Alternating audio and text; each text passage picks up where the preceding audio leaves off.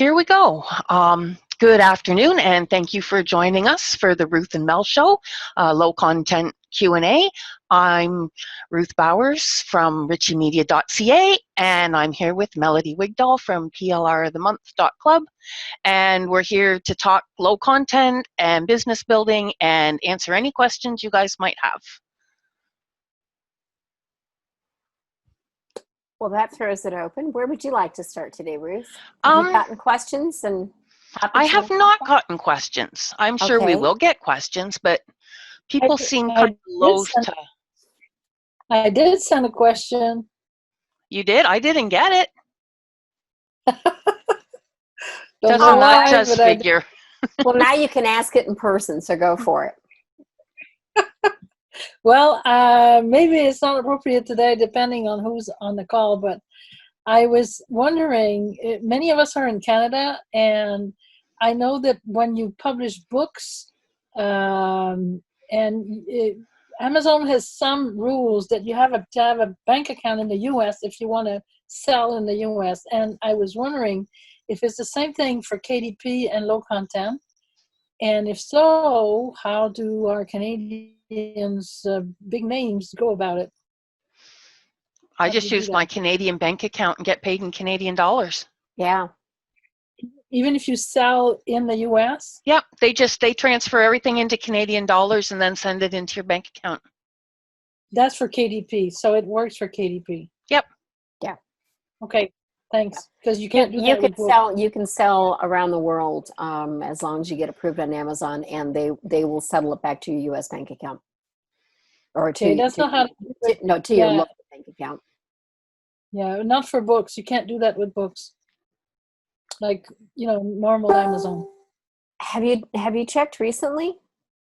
No, I haven't checked in the last couple of years. Maybe it changed. Check again, because I'm pretty sure it has changed. Okay. Yeah. All right, thanks. So that was my question.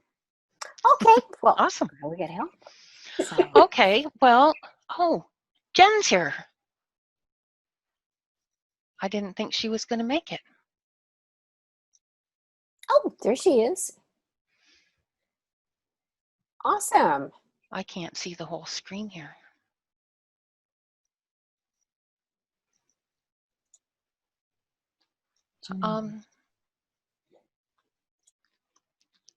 So yeah, who's got questions? I mean, we can talk bundle sales, or we can talk digital planners. I know Mel's got some good stuff to share with us regarding the digital planners, or any other questions you guys have. Just pop them in the chat or unmute yourself and ask away.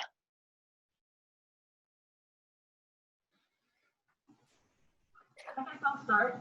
I have just a general question about how different do low content books have to be able to be a new book on KDP? For instance, can you, if you're doing a journal, it just has some pretty pictures on the pages, can you put that same journal in different covers and sell it as different books? Absolutely. Okay, and then if you're doing like a planner, can you change the fonts and maybe some of the pictures, but keep the rest of it the same and sell that as a separate book? When it comes to low content books, Amazon is looking primarily at the cover art, and that's one of the reasons with our low content books, we try and give you several options of covers, backgrounds, and what we call title banners, so that you've got multiple combinations. You can create something different. But I have seen, and they seem to be pretty lax about it, because I have seen totally the same planner background, and all they've done is change the cover title and the font, and made no other changes whatsoever. And these are books that have been on KDP for quite a while. Okay. So it's nothing like printed books with verbiage, where it's a solid love story or something like that, or a PLR report. You cannot at all get away with doing anything like that. That type of PLR is totally restricted and off the table. But when it comes to the low content books, they recognize the fact that journals, what are you going to do inside a journal? Right. Basically, it's going to be lined pages, and so the guidelines are much, much different, much more lax. Right. So you really can get away with very, very minimal changes to a core PLR product in that space. Okay, great. Thank you. No problem. Yeah, we dug into that a lot. I cannot even begin to tell you the number of hours I have spent going through the KDP and Amazon booksellers community, the forums, and reading posts and comments, and we've gone back and forth with questions with them, and that's really what it's come down to. There's very, very relaxed guidelines compared to what you used to for most private label rights. Anything else? Well, Ruth, do you mind if I dive in with some of the, yeah, sure. Yeah, we've got one question here. Oh, there it is. Jude says, I'm new to this. Purchase PLR journal or activity book. Download to computer is a zip file. I know I need to make a copy so as to keep the original untouched, but how do I get the zip file into PowerPoint? Okay, you don't put the zip point into PowerPoint. What you do is open the zip file. And first of all, it also depends on what formats the provider has given you as well. Could you expand a little bit, Jude, or Judy, on how what formats you have received in that zip file, so I can help you a little more directly? Is she still here? I think so. She may not have a mic. No, but I don't see her on the screen either. Yep, she's still here. Oh, it's not showing up on my screen for some reason. No, she doesn't have a camera. No, but I mean her icon is not even showing up. Oh. That's interesting. Okay. Yeah, that's weird. Okay. She just popped up again. What kind of formats are in the zip file? A zip file always has to be opened. I shouldn't say always. If you're going to upload it to Dropbox or something like that, you could upload a zip file. But typically, if you have received a zip file from a PLR provider, then you have to open that zip file before you can start working with the content inside of it. So if it's a PDF, once you open that file, you can export a PDF directly to PowerPoint. There may actually be PowerPoint in that zip file. Without having too much more information, all I can say honestly is that you have to open up the zip file to see what you actually have and what you're working with first. You cannot import a zip file directly into PowerPoint. And if anybody else has got a different experience with that, let me know, because I don't know how you could do it. No, I've never seen it either. Yeah. It usually tells you that it can't open that type of file. So. Exactly. I work on a Mac, and so we use PowerPoint for Mac, and sometimes there's some different capabilities in a PC version. But as far as I know, you would have to open the file first before you could pull anything into PowerPoint. Yeah, and I think most people, except for the odd ones that that still do their basic outlines in Word, almost everybody uses some version of PowerPoint when they're selling PLR. Yeah, and as far as you have to extract everything and then open the PowerPoint file, and also. I think Melody froze. Yep, she did for a second. Oh, I was fine on this end. She wasn't frozen, trust me.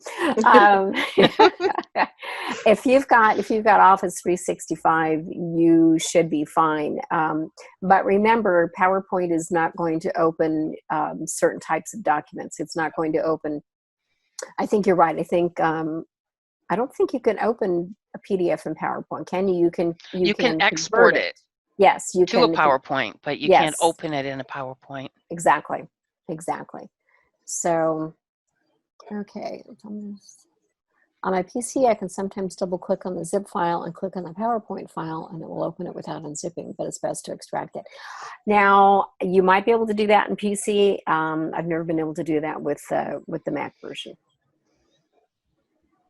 How can you click on a PowerPoint file if it hasn't been unzipped? She's saying you can double click on the zip file. And then, But you're right, okay, though. If you're maybe- double clicking on the zip file, and yeah, because that would mean if you're able to click on the PowerPoint, that would mean that it's already opened it. I would think. that's it. Yeah. Good point, Marie. Good catch. It's not completely unzipped. I do it all the time without fully unzipping the file. Oh, Sometimes really? I'm downloading graphics or something on my PC. Okay. Then I can just easily pull it into PowerPoint. But like if I'm working in Photoshop, it won't let me drag something over there. But it works on my PC. Got it. Okay. Learn something new every day. Yeah. That's the power of a chat like this, because those little tips and tools, those are so valuable and can save you so much time. So I'm going to throw something else out there too, since we're on Yes. this subject. I use Google Drive a lot for holding all of my files, and then for also creating, because I use Google Slides instead of PowerPoint because it works with the same file. So what I do is I upload the whole zip into my Google Drive, and then I can unzip it right there, and it's all there. It's kind of the same thing as doing it on your computer, but it expands everything and it holds it on in that online space, so I don't have to worry about clogging up my computer too much either. Just Another something great else to tip. throw out there. Yeah, I remember that from the class that you did a while back. Yeah. You are the expert, the diva of Google Slides. Yes, you are, girl. No, You I'm were not an good. expert, but in fact, I'm having trouble with Google Drive in general lately. So I'm far Oh, from an expert, but I like it. There's a lot of benefits to it. yeah. Oh, I had never used it very much, but definitely have started using it more since we saw your demo. That was really an eye-opener as to what you could do with it. It was really good. One of the things that you probably know, I just launched our first digital planners this weekend, or this past week. And one of the things that we discovered, and when you do private label rights, and if most of us on here are either creators or users or sellers of PLR, one of the things that is always such an issue is trying to create products that are as cross-compatible for as large a segment of your audience as you possibly can. And that's always very tough, because no matter what format you launch your product in, there's going to be somebody out there who's not happy that you didn't do it in something else. And at some point you kind of have to you kind of have to set the line in the sand, if you will, and say, these are what we're going to create, and we can't please everybody, but we'll please as many people as we can. And it also comes down to what your own expertise is and what you're used to working in. In this last go round, if you are familiar with GoodNotes, for example, you're basically, when you're selling the end product to your customers, not to your PLR buyers, but to their customers, basically, what they're probably going to be selling to their customers is going to be that PDF. And so what our customers are going to be working with is whatever format we develop up front that is editable to some extent, for them to be able to make any changes and customize it the way they want. And one of the things we made sure, because GoodNotes has also just made some very big changes on their platform, and that they no longer offer for sale the legacy GoodNotes 4 version, which did accept older versions of PDF format, for example. They have moved everybody over to GoodNotes 5 now, so they don't even sell GoodNotes 4 anymore.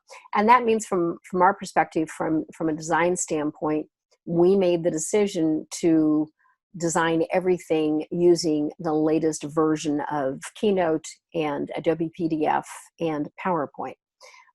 Because that's from a long-term standpoint, what we're creating today, if we're creating it with today's most current versions, then it means it's going to be not totally evergreen for a decade, but it's going to be evergreen for, through the next couple of versions of these softwares.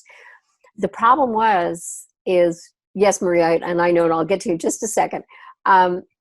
The problem was that there are an amazing number of people in the PLR space that have got way old versions. We even had some customers who purchased, who were using PowerPoint 98.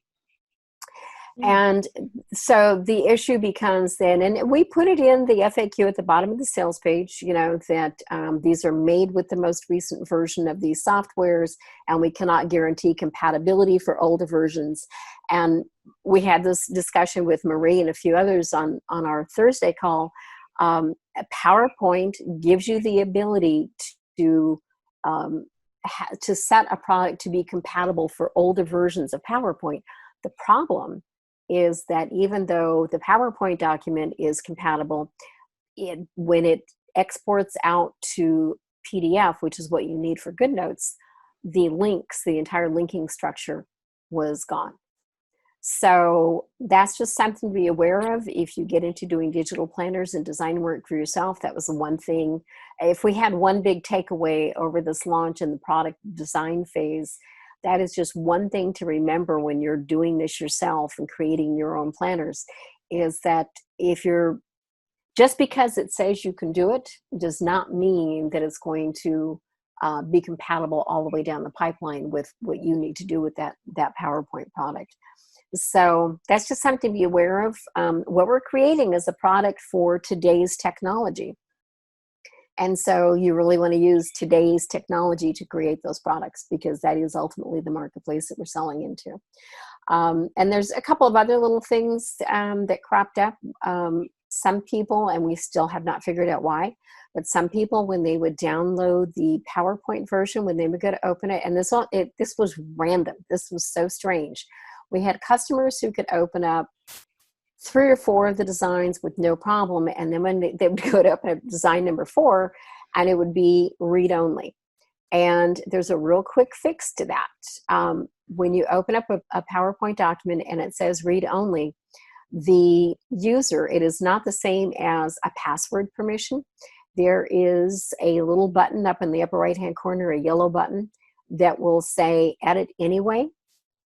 And all they have to do is click that button, or they can go in under, I think it's under File, and just take click Mark as Final Version, and that allows them to edit it.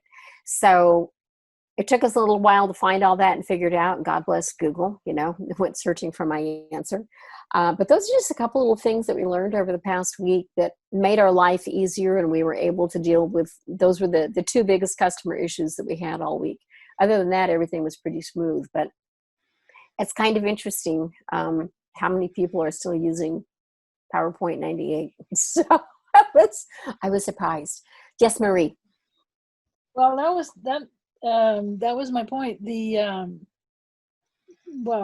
wisdom when you were creating, I'm not talking about specifically low content, but anything on a computer, if you're a creator and you create with the latest tools, chances are you'll have a large percentage that are not up to date like you are and will not be able to follow. So I was wondering, if I understand that now that with PowerPoint, it's maybe not as bad as it used to be, because many people are now on 365, but that's an expensive option. And well, I myself can't do it because my system is too old. But my point is, can you not do it with the latest version, but make sure you have back compatibility? But the problem is, I ask because I don't. But the problem is, the back compatibility will only go back so far for the end product to remain functional, and that's out of our control. Sure. I think you guys even tested it. If you go back too far on PowerPoint, then when it exports to PDF, that version of PDF that it exports to does not maintain the linking structure. That means you're creating a product then that your customer cannot sell to their end user. So then that, for me, or for you as a product creator, is going to cause more problems in the long run than it's going to solve. So because if I sold you a product that you ultimately could not sell, you're going to want a refund, and justifiably so. So we can only do backwards compatibility so far. Except what I meant was, if I create from my version, I can have the linking structure and it's going to export. And so my question really was, is there any way to, using the back compatibility tools in the latest version, is it possible to make it fully No. back compatible? No. Not to 1998, of course, but yeah. No, it really isn't, because we tested, for example, I think was back to 2003, and it's really only the last couple of years you go beyond that and the linking structure does not work. It does not export. Yeah. So it is compatible back to, I think, 4 years ago, if I remember correctly, 4 or 5 years ago. And it's compatible, but beyond that, it's not. And to be honest, as a product creator, it's, you cannot, in software, you cannot guarantee compatibility when you start getting back beyond 4 or 5 years, because that's a lifetime when it comes to software. And if you promise people, full backwards compatibility, you are opening up a total can of worms for yourself as a product creator. There's only so much. I mean, you have no idea how much time I spend answering queries and questions and helping people anyway. Yes, I see Jen nodding her head. I mean, we spend a lot of time answering questions, and I don't mind doing that, but there also has to be a point where, yes, you want to give your buyers the best experience possible, but there also has to be a point where reality steps in. And if someone has a 10-year-old computer and they're using 10-year-old software, we cannot guarantee that it's going to be compatible with what we're doing. For one thing, I have no way of testing to make sure that it's compatible when I sell it. All I can guarantee is that if you're operating on, this system and you've got these computer settings and this software, there's a 99.9% chance the gremlins are not going to eat it, okay? But beyond that, you can't do it. You just really can't do it. Jan, I would love your feedback on that, because I see you nodding your head. I've had several issues in the last couple of weeks with people writing in and saying they were having trouble accessing something, or I think my internet is not too stable today. I don't know why. Some major storms. Yeah. So I totally get that, and I think we as the creators have to figure out where our boundaries are. Yes. I mean, I know you and I know Ruth as sellers, and I know myself as a seller as well. I want my customers to be able to use what I have, but I can only do so much myself. And as it is, some of this stuff is just, it's out of my hands. I don't know why this thing's not working on your end, because it's working on my end. And I can do a little bit to try to help you figure that out, but I can't chase it all the way down for every person. So I think it's just really important. And I think this is something that all of you need to be aware of as well. If you're turning RPLR into something to sell, whether it's from your site or whether it's on Etsy or whatever, you still have to set up your own boundaries for how much customer support you're willing to offer, because it can just be a total time and energy suck. And all of that is said with the most love. I love my customers so much, but there's only so much I can do. Yeah, well put, Jen. Ruth, I know you're weighing in on this. I see you nodding your head. That's why I do coloring pages. They're PNGs and JPEGs. I may be going back to that. No, it just, again, it all comes down to, yes, we'd love to be able to service every single customer. But again, when you start making commitments and promises about compatibility with software that you don't have, that you can't test, that's just opening up a whole can of worms. And trust me, as a product creator, you don't want to go down that path. It is just, it's not worth it. And when I say worth it, I'm not even talking about monetarily. I mean, for your reputation as well as anything else.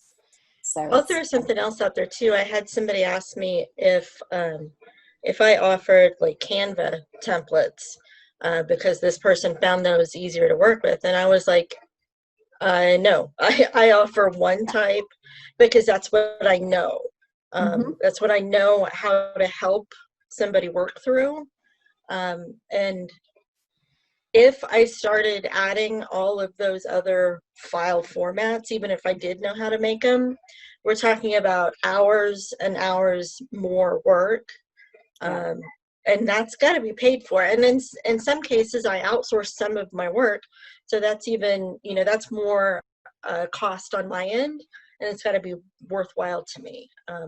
But mainly it comes down to, I don't know all of those other systems, and it's just not a smart business model to try to offer 5 different technologies or 5 different platforms that everything will work on. So that's something else to consider too. Totally agree.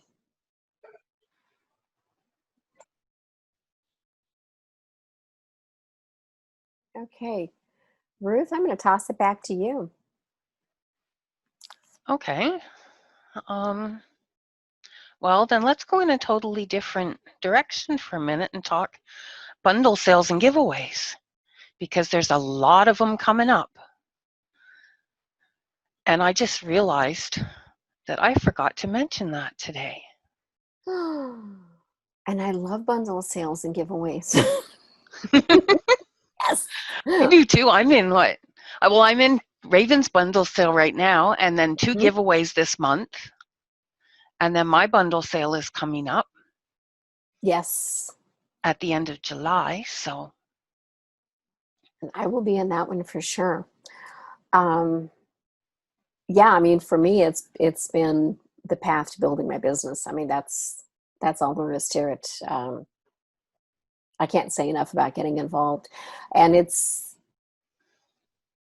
all comes down to having product. And that's, a couple of months ago we did the whole mess of lead magnets that we sold. Was a $5 flash sale or something like that, and that's really what I recommend, especially for the giveaways. You don't need to have a great big huge product or anything, but the lead magnets, your planners, I guess I don't know, Ruth, what your take on it was when you first got started, but I think the best thing for me was to not cheap out on what I was giving away. And it was scary the first few giveaways, because you look at what you're giving away and you're like, oh my God, that's a lot of value.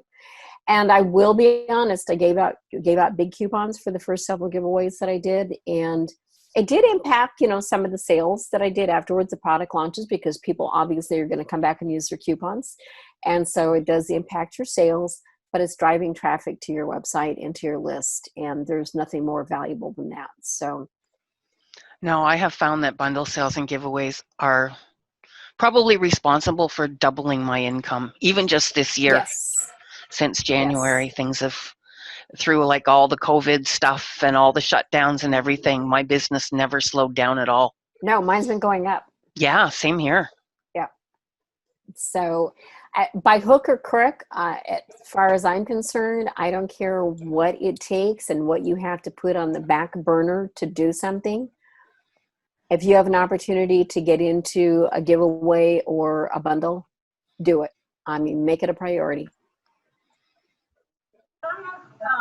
The money that you're making on those, does that come from the bundles that pay, or does it mainly come from the sales that you make after, somebody downloads your product and then goes and looks at your other stuff in your store? For me, I make most of my money on affiliate marketing. Okay. So for me, it's adding 500 or 600 new people a month to my email list. Gotcha. And then the income just goes up exponentially. Yep. And I personally, I can tell you the adage in internet marketing is that basically for every person on your list, you make roughly $1. That's definitely holding true for me. And it's actually a little more than a dollar per person. I was surprised because when I first heard that number years ago, I was surprised, but it seems pretty accurate. I don't know. I see Jen shaking her head, but I that's hadn't about, really heard that, but when you said that, I'm thinking, what? Yeah, that's probably yeah, pretty close. So yeah, that's interesting to me. The one thing I was going to tell people, if you do a bundle, what I have found, I've been doing them since I started. So if, my first couple, I really didn't know what I was doing. I didn't know what to offer. I didn't have a lot of systems in place. But what I have found is that the follow-up is super duper important, and it's even a really good idea to set up specific follow-ups just for whatever you offered in your bundle. And that could be, like Ruth mentioned, affiliate marketing. In fact, I'm doing this for like the thing that I just launched in my own business that's not related, but you could certainly do this for something that you put into a bundle. But I'm sending an email a couple of days after they've bought or they've downloaded or whatever. And in that email, there's, I look like I keep freezing, sorry. There's an email in that follow-up, or there's a link in that follow-up to an affiliate product from somebody else that's tied into that. So there's the potential for another percentage of money coming in that's not specifically about that product, but it's related and it's something that my customers can put to use. So that's one way to do it, but you could also just point out something else that you have for sale that would benefit or maybe tie in to whatever they just got from the bundle too. So that has actually turned into something really big for me. Yeah, I've been doing like the product for the giveaway or bundle, and then an extra add-on kit that I sell for cheap on the download page.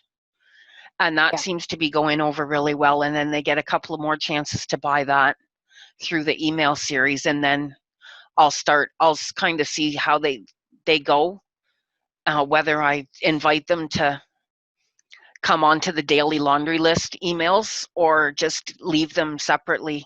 And then they get more like solo offers instead of everything all in one email. So it really comes down to like knowing your list and knowing the people on it. It really does. My download page it's just like another page on my website. It's got the sidebar with all the links and little advertisements to all of my other products. And then it's also got, and it's just a WordPress plugin, related posts. But this one lets you put in the links that you want to show. So it's kind of like Barb Ling uses on her download pages, but you can actually see everything very clearly. It's not quite as junky as Barb's. But it lists, like the top 5 or 6 related products to whatever it is that they're downloading for the giveaway. And I would say probably about 20% of the people who download whatever they were getting in the bundle or giveaway purchase something within the first week or so. So I've had a really good conversion rate with that kind of a download page. And if you've ever downloaded anything from our site, then our download pages are all basically the same. They've got a sidebar on it that has, advertisements, graphical advertisements to other products, and they work. We get sales off of them all the time. But bundles, oh my God, the power of bundles and giveaways is just, for me, it was the deal maker for my entire list and business. Definitely. In here, I built before I started doing the PLR and the low content stuff, I actually built a 2,500 person self-help list. Oh wow! All through giveaways. So it's not just like PLR and business to business. You can find them for lifestyle and whatever niche you're in. Then there are giveaways and bundle sales out there. Actually, I think in the self-development space or personal help, there's probably more giveaways in the self-help space than there is in almost any other space. There are tons of them. Either that or somewhere along the line I just got on somebody's list. I don't know what it is, but it seems like there is a major bundle or giveaway. And it seems like they do more giveaways than bundles in the self-help space. Yeah, I've noted that they like free things more than they like to ask somebody to pay for things. Yeah, which is kind of bizarre. I kind of like the paid bundles in there too. But no, it seems like there's at least one big event in that space every single week. Yeah. Yep. So, what I would suggest, it is tough to find these different events. If you finally get in one, then you usually wind up getting some more invitations. But where I found a lot of them was just by signing up for people's newsletters. And whenever anybody would announce that they had an event coming up, I'd reach out to whoever was the organizer and say, please, please, please, can I please? I mean, Ruth, I think that's how I got into your first one was I begged. I think it had already started. I think it had already started like that day, and I got a promo on it, and I begged, could you please let me in? And she was kind enough to do. So, begging does help sometimes. And I have no pride, so I'll do it. I don't care. We have a question. Wanda wants to know what we think is the minimum necessary to have in place as somebody who's new to it before they participate in a bundle. Do you mean product-wise or list size?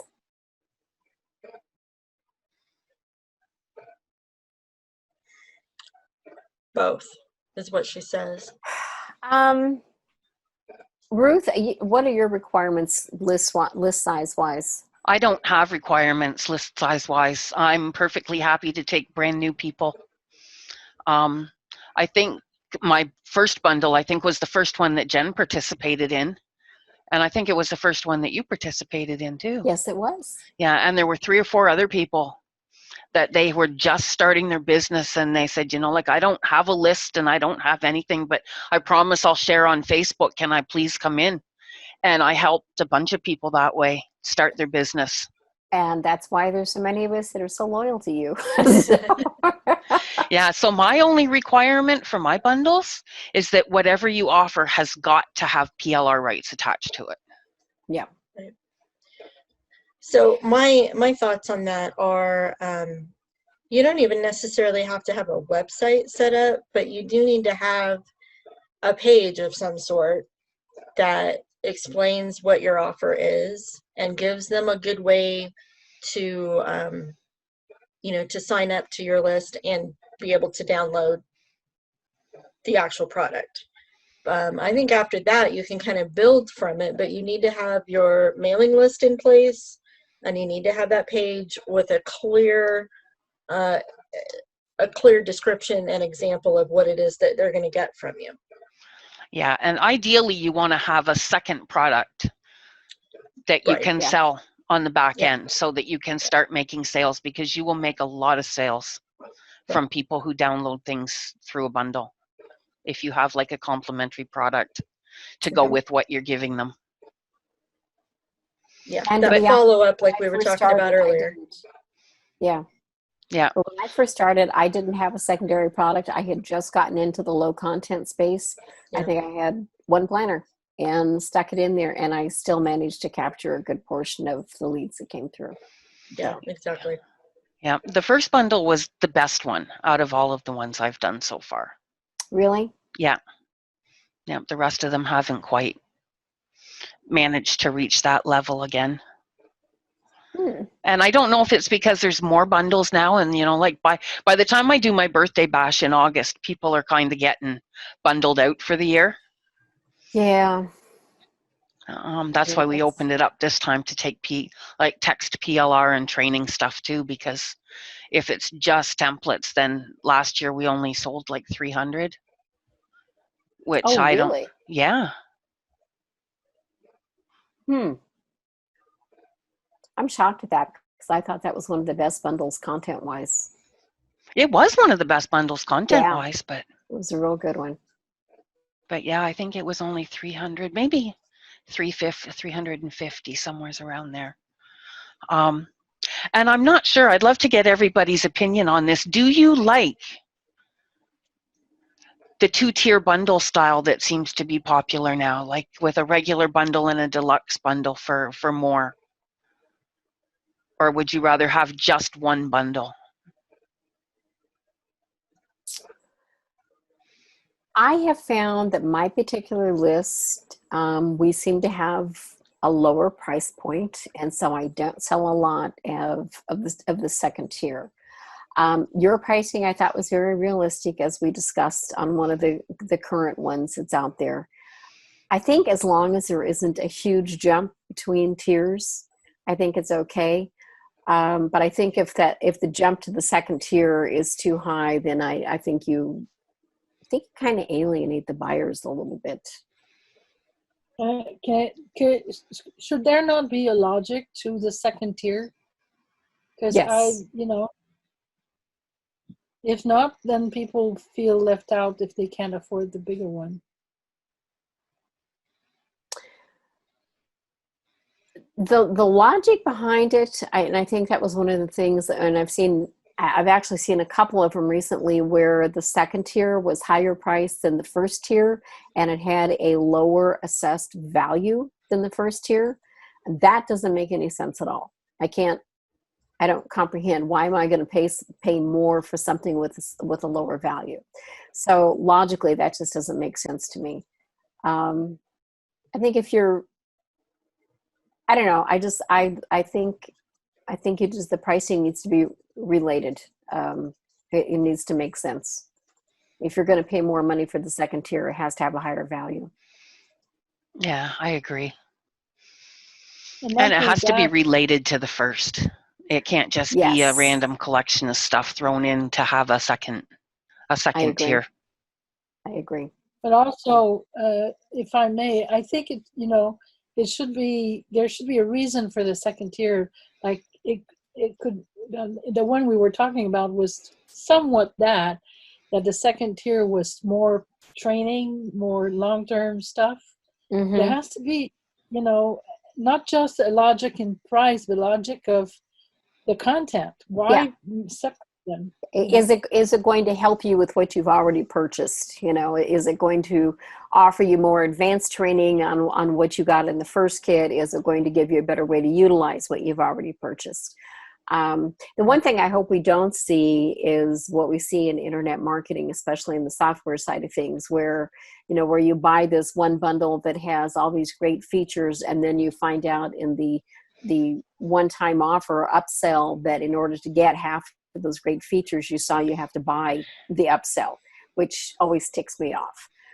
So I hope we don't fall into that trap. That's almost a concern when I see the upsells coming out. But I think what I liked about Ruth, for example, was your training really took you through utilizing some of the products that were in the first bundle, and it was really it was real world training. So I think if it's those kind of upsells, I think that's good. Catherine shared that she would even like to see some of the bundles more niche down, so like a coloring bundle and maybe a planner. But I think that's a great idea. Yeah. I'm not sure how it would run, because you'd end up having maybe more of them, which a lot of people complain about being bundled out. So I'm not sure how that fixes that problem. But then at the same time, places like InfoStack, they run a bundle a month. Exactly. Yeah. Well, and that's actually, Ruth, that's kind of the idea that I wanted to run over with you tomorrow when we chat.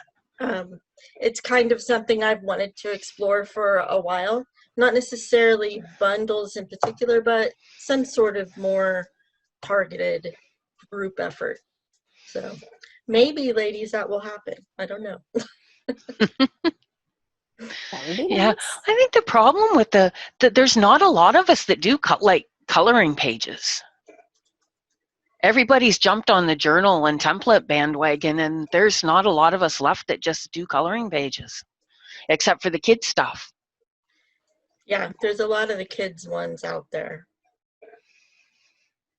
We've talked about this before. We did several kind of Zentangle inspired coloring bundles, and the first year they did fantastic. Probably about last fall, they started taking a nosedive. And the last couple ones, I mean, unless you're outsourcing them, doing coloring pages is pretty labor intensive, and we did everything in-house. It just wasn't the return on the time invested wasn't there. So I think that was the first package I bought from you. You had a big digital yard sale probably, or something with coloring yes, pages. yes, that was a big one. Yeah, that means you got a whole lot of coloring pages. I did, and I still use them and stuff. I do too. Actually, we give them away occasionally. So we pull stuff out of the archive on Friday for Friday freebies. No, I think according to Amazon stats, the coloring books are still selling. I know there's a huge number of coloring apps on the App Store. I was actually just using one on my new iPad last night. But for us, it got to the point where the return was not matching up with the labor. Now, the digital planners may turn out that way too in the long run. Oh my God, we're doing a fully dated, going to be doing a homeschooling fully dated one for it's going to be I think August 2020 through June 2021 for dating. Doing the fully dated ones, it's That's a nightmare. scary. It is, because we're going to be looking at probably between 500 and 600 links by the time I'm done.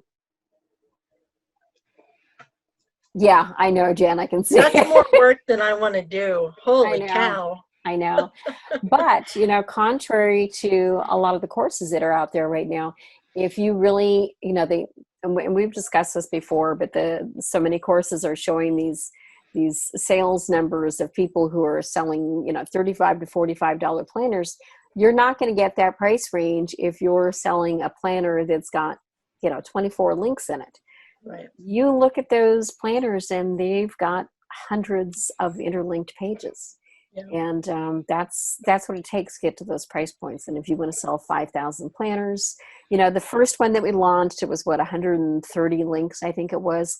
That's kind of that intermediate stage. And that's a product that you can sell for, depending on how you market it, what you want to add to it, and what your marketplace is. But you're looking at probably $10 to $19.99, somewhere in that price range. If you want to make that leap up into that next sales level, that's where you have to start adding in, really, you have to have the monthly interlink to the days. It really has to be, from the customer standpoint, it has to be a ready-to-go product for the customer to just upload and dive into use right then. The more work the customer has to do to create the planner themselves, the lower the price point is going to be. I have a question for you. Yes. On putting the digital planners together. When you put them together to sell, do you, even in an undated planner, do you put like all 12 months have separate pages and then 30 days for each month? Or do you just, because I've seen some that have like 1 or 2 pages in each section, like they'll have one daily and one monthly calendar, and then they expect the user to like copy and add them in. Yeah, and basically we did a monthly for each one, and then each one had 4 weeks, but there were only a couple of days in each one, so they could just add in, they just duplicate the page and date it. But each month had links to the 4 weekly planners, or actually I think we actually came out with 6 weeks, because some of the months do lag over. So there were links from the monthly page to each one of the weeks. And then there were the separate page templates. I think there was 3 daily page templates. On the left-hand side, there were links to a daily page format as well. So if do you use GoodNotes, by the way, any kind of digital planner? Yeah, I have GoodNotes. Okay, so then, as you know, you can either tap on one of the tabs to get to that section or that page, or you can also slide. So what the user has the ability to do in ours is go from the home page, the index page, by the tab. They can go to, say, January, and then once in January, they just slide, and then they can go to the daily templates and create the daily templates, or from the calendar page, they can click on the week of the month and then they can slide and go to a page. So we're kind of sort of a hybrid model between the two. I have bought templates, like you're saying, that it was 12 pages and a couple of daily templates, and I think the entire PDF had maybe 20 pages in it. Our PDF had, I think, like 125. So big difference. We're kind of in between those two extremes on that one. Okay.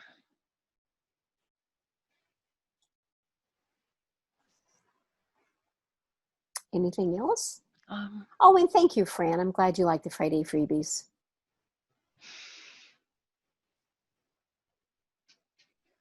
And yes, Marie, I hide things on my website for a couple of reasons. One, my website is a mess and it needs to get cleaned up.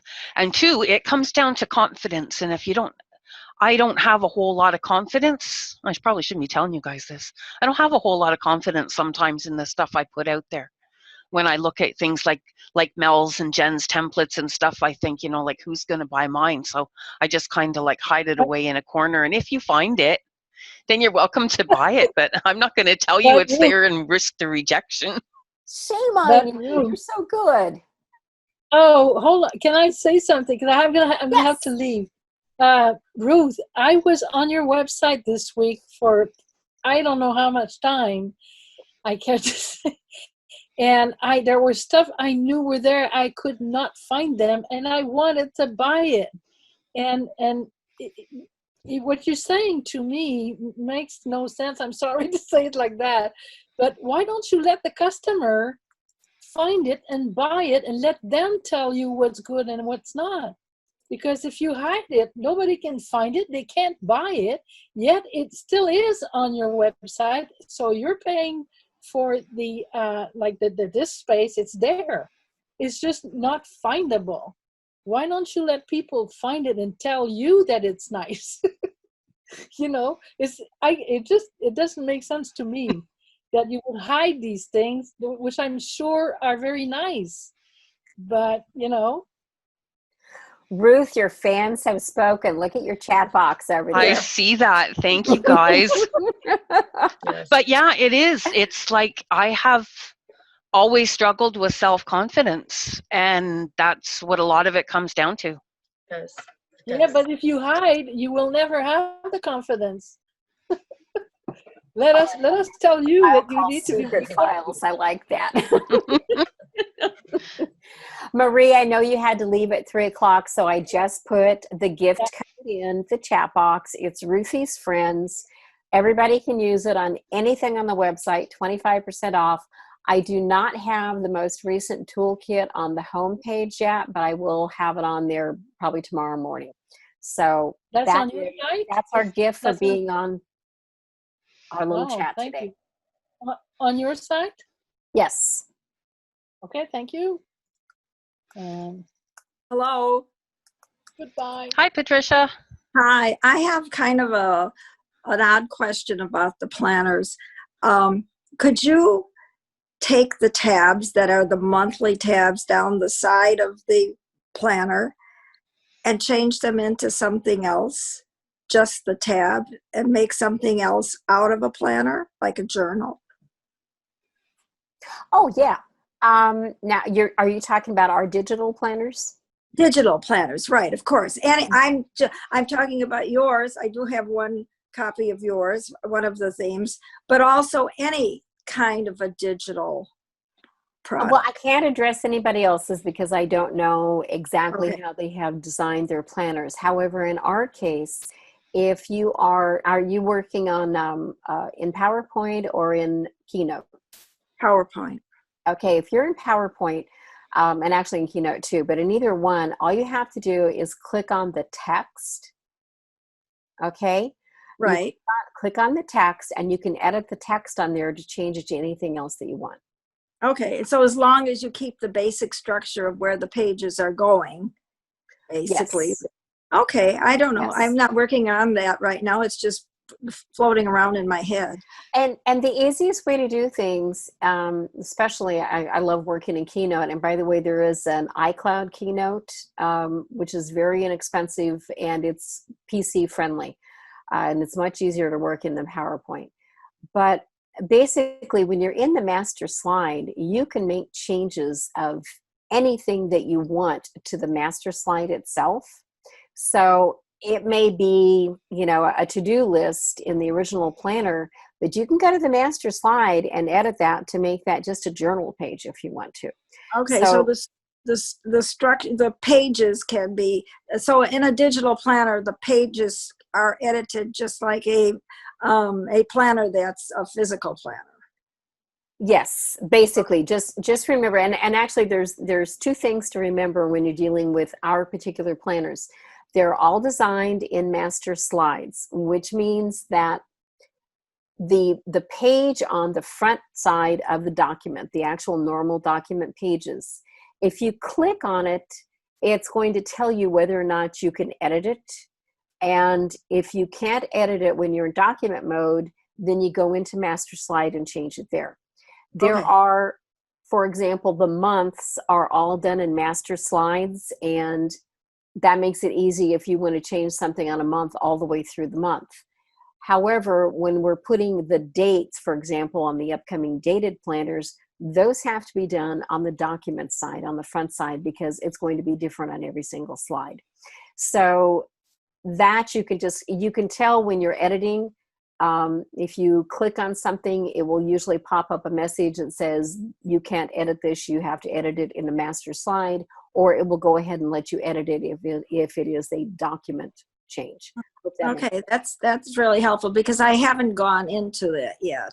But I just have these thoughts and thinking, well, gee, that would be great. You know, I love your design, so that would be great to create something different with it. Yes. Yes. Okay. Well, thank you. And at least I didn't have my background noise going this time. I've learned that much now, so I'm learning Zoom. That's all right. No, but dealing with master slides was something that I haven't had to do very often either, because normally, you know, you're doing a presentation for sales and marketing. You don't bother with master slides. Right. You just create your document all the way through. But in dealing with the planners, dealing with the master slides makes it so much easier, because if you want to make a change, and this is where you notice it is in the daily template. So if you're doing a dated planner or a dated journal, and you're going to have, you know, 365 daily pages, you don't want to go through those as a document and make changes to all 365. No, well, just like you would in a physical one, you can. Exactly. Right. Exactly. So you just make your changes to the master slide. It makes life so much easier. Okay, that sounds great. Thank you. And as I said, then yours, this one that you just came out with now, these digital planners, that's kind of really a good template kind of place. Yes, they opposed really to the others, which are going to be more structured. Yeah. Than this is. Oh, good. Okay. The one thing to remember when you're working with the tabs, if you're making any changes to the text, you want to double check our planners. And this was the tip that I got. You have no idea how many courses I took before we launched this. But one of the tips I got from, and I don't remember which course it was, but they actually do 2 links on every tab to the same destination. And so the one tab is tied to the text, and the other tab, or the one link is tied to the text, and the other link is tied to the actual tab graphic itself. So Okay. if you change your text and you muck up your link, it is still going to be linkable and will still work in the PDF, because you will still have a background link in the tab. Okay, good. All right. Yeah. Well, I'm gonna go and have some fun with this one of these days. You know the big tip: before you do anything, make a copy of the file. But always remember, if you bought it from us, it's always in Dropbox in your member dashboard. So I think the biggest thing I learned when I first started doing planners is don't be afraid to break something. Right. Okay. No. And it's really anything. And Ruth, you were HTML, you know, so it's really, you can't really break anything. Anything you break is temporary, or you just go back to the original and start over again. You know, it's just, Yeah. the biggest thing is just dive in and start doing it. To do it, of course. Yeah. Okay, well, thank you so much. This has been really informative. I enjoy just lurking and doing my dishes. So Yes. I'm gonna mute so I don't make any more noise. So everybody have a good day. Thank you. Yeah, you too. Okay, well, we're just a little past 3, so are there any more questions or things that you want us to cover? Someone just asked if there's supposed to be a dot before club, and yes, my website is plrofthemonth.club. We originally started out as a monthly recurring subscription, and when my carpal tunnel acted up, I decided that was not going to work real well. So, yeah.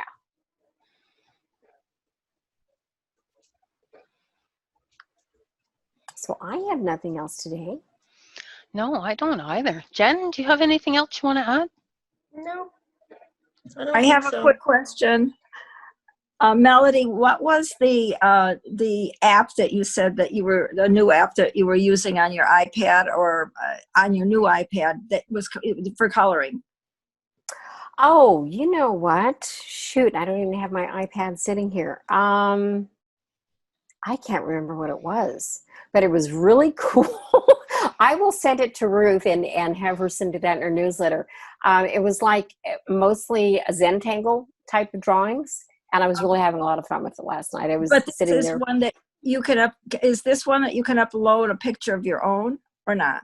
No, this was just a No. coloring pages app. Okay. Yeah. Yeah, because there are some apps, I think, that you might be able to, if you have a design, you know, a coloring page, you can put it into an app and you can color the app then there. Yes, and actually, now that I think about it, I think you might actually be able to do that with this one too. Okay. And yeah, I've just started working with Procreate too. There's also another one out there, Ruth. I'm going to have to send this to you. It actually connects your iPad with your desktop and lets you draw on your desktop. Oh. Oh, that's handy. Yeah, I Yeah. thought that would be real handy for some of the stuff. So I have not had a chance to play with it yet. I just found it a couple of days ago.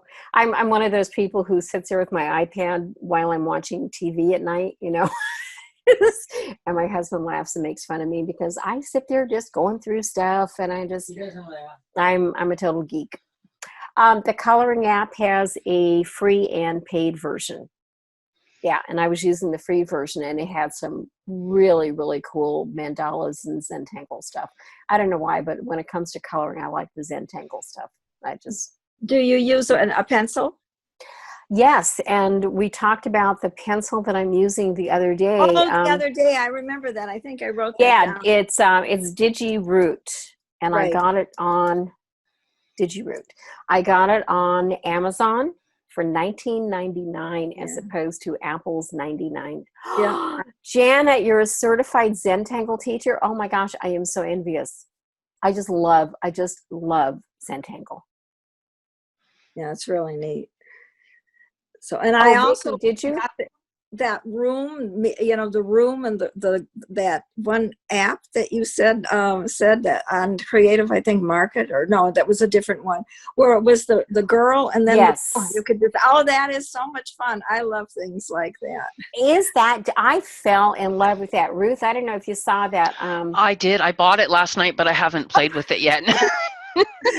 Doesn't that look like fun? I'm trying to figure out what can I use with that from a business point of view, but you're going to see it in some upcoming planners. I can promise you that. Okay. I just say, for you that didn't see it, I found this deal on Mighty Deals, mightydeals.com, and it was like a create a room thing. It was $9, which, you know, just stupid cheap. and it had, oh my God, how many different components did it Oh have? my It's like goodness. 1,500 or something. Something like Oh that. yes, and You some of have to them go were take a really look at it. nice. And it's Yes. Julia Dreams. And she's Yes. one of my favorite artists of all time. Mine too. Mine too. Oh my gosh, I love her. And you know she's on Creative Fabrica, right? Oh, I didn't know that. No. Yes, yes. And I think she is it under Creative Dreams. The other one that I love. Oh, there's my little orange girl. The other one that I love that's got some, and she doesn't have all of her stuff, but she's got a lot on there. Is Bilberry. Oh, That's she another does one gorgeous stuff. Yeah, she's also on there too. But here, let me put the website in. And yes, it's her portrait and room Yes. creator. Oh, that is so neat. And it is, it's hard to describe. And that should be one word. Autotype just corrected. But you have to use that in either Photoshop or what was the other affiliate? There were two of them. That are those Adobe Illustrator, wasn't it? Yeah, Illustrator. Yes, Yeah. it might be. Are those the only two that you can use them in? I think so, but a lot of the images, you could just simply, if you didn't want to create the whole room and use the Photoshop layers and stuff, you could just throw them really into a Word document if you want to, and just use it to create a cover. But I absolutely love them. I fell in love with that. I saw it, and I was actually doing the newsletter when my email came in from Mighty Deals, and I thought, oh my God, this is the cutest thing I've seen since I don't know when. I can't even imagine the amount of work that went into that for $9. Oh, I know. Yeah. Oh my goodness. It's a great deal. Great deal. Yes. So thank you for that. Well, you're very welcome. I'm glad everybody enjoyed it as much as I did. I've had more thank you notes on that one. It was so silly, but it was just absolutely loved it. Yeah, I bought that one and a couple of the sketch creators. Yes, one of them I already have, and the second one I bought, I think it was the Contemporary Sketch Creator. The Urban. What is yes, one? that was it. The Urban. Yeah. What is a sketch creator? It's one where you can take photos and other images, and it's usually in a layered Photoshop format. So you just drop your photo into one of the layers, and essentially then you pick different different sort of grunge effects, and it makes it, when it's done, it looks like a watercolor or a sketch. A sketch, kind of thing. okay. Yeah. Right. I've used them in the past where we've taken photos from like Pixabay or Unsplash and run them through the various softwares and turn them into a sketch so you can use them for a cover. Yeah, I've got about 2,000 photos, I think, of like the forests and the lakes and stuff around here, because where we live, there's like tons of stuff like that. Yeah. Mm. And I'm going to turn some of those into sketches for journal covers. And oh, good idea. Good idea. Unsplash is another place that has a lot of photos. For whatever reason, they have just some absolutely gorgeous outdoor photos, and those are really nice to convert with a sketch application. And yes, GoodNotes is a paid version now, but it is, I think it's $7.99 for that. And if you're on Apple, then you've got Family Share, and you can have, I think it's up to 7 people on Family Share, and GoodNotes is usable on Apple Family Share. So I'm sorry. Go ahead. I thought you were finished. There's another one. There's GoodNotes and the other one, and I can't recall that. But do you feel GoodNotes is the best one for a digital planner? I think GoodNotes is it's a little more iPad friendly. It's a little more eye candy friendly. And for whatever reason, if you go on Etsy and you look at the people who are buying the planners right now, it definitely seems to be weighted towards GoodNotes. Because there is a different one that's Notability and OneNote are the other two big ones. What is the second one you said? OneNote and Notability. Notability. Okay, that was it. Okay. I designed to GoodNote because I'm a Mac person, and so it's just easier for me to test. Well, I have an iPad and an iPhone, but I have a PC. So sometimes I've had to learn the best way to switch things back and forth. I just quite haven't gotten to the point of getting the Mac, because I have the iPad. I've got the Pro and such, and I'm probably going to get another one because I have the first one. So I haven't gotten to that point yet, but Yeah. I'm thinking, I just have to sell a lot of stuff and then I'll get one. Yeah, I splurged in January and got the big iMac, and I'm so in love with my baby. Is it right? I love it. Did you go from a PC to that? No, I don't know a darn thing about computers. Never have, never will. But my Mac can do everything except my laundry.